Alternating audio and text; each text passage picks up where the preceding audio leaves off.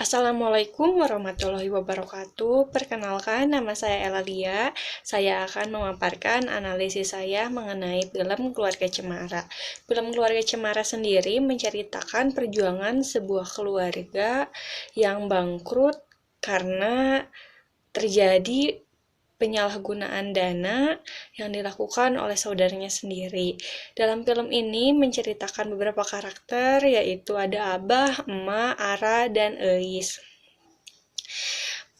Cerita ini bermula saat usaha Abah bangkrut, sehingga mengakibatkan Abah dan keluarganya harus pindah ke desa dan menempati rumah lama Abah, yaitu rumah warisan dari ayahnya Abah. Dan di desa, Abah terpaksa bekerja sebagai kuli bangunan hingga driver ojol. Saat di desa terjadi beberapa masalah, yakni penolakan Eis yang tidak mau tinggal di desa, ada juga masalah-masalah yang disebabkan kemiskinan, hingga pemberontakan-pemberontakan yang dilakukan oleh Eis. Tetapi semua itu bisa diatasi oleh kasih sayang dan kebersamaan keluarga ini, hingga akhirnya perekonomian sedikit membaik dan Abah ingin menjual rumah yang di desa dan menjadikannya modal usaha di kota. Akan tetapi, ternyata anak-anaknya menentang keputusan Abah dan ingin tetap di desa karena merasa lebih bahagia di desa. Hingga akhirnya terjadi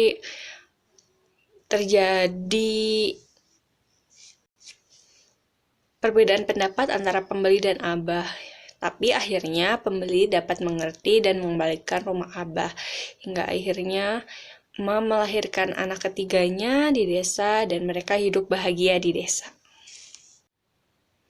Penolakan-penolakan dan pemberontakan yang dilakukan Eis menurut saya itu terjadi karena perkembangan atau perpindahan antara masa anak-anak ke remaja yang dialami Eis. Hukum dan teori yang sesuai menurut saya adalah teori konvergensi, karena teori ini berpendapat bahwa perkembangan anak dipengaruhi oleh dua hal, yakni oleh bakat atau keturunan dan juga oleh lingkungan luar, dan dua unsur ini saling mempengaruhi. Dalam teori ini berpendapat bahwa anak lahir ke dunia dengan dua kemungkinan, yaitu kemungkinan baik dan jahat. Eis tumbuh dari keluarga yang baik dan dia tumbuh menjadi anak yang baik dengan didikan orang tua yang baik. Tetapi hal itu bisa berubah karena terjadi beberapa pengaruh dari luar, yaitu pengaruh perekonomian atau pengaruh lingkungannya, teman-temannya, hingga akhirnya dia menentang dan berontak kepada orang tuanya sendiri. Tetapi karena pada dasarnya Eis adalah anak yang baik dan dia dididik dan dari keluarga yang baik, dia sadar akan kesalahannya dan kembali menjadi anak yang baik dan menyayangi kedua orang tuanya. Hukum perkembangan yang sesuai juga sama hukum konvergensi, karena hukum ini berpendapat bahwa anak berkembang dengan dua unsur yang saling mempengaruhi, yaitu unsur bawaan atau bakat dan unsur pengaruh dari luar.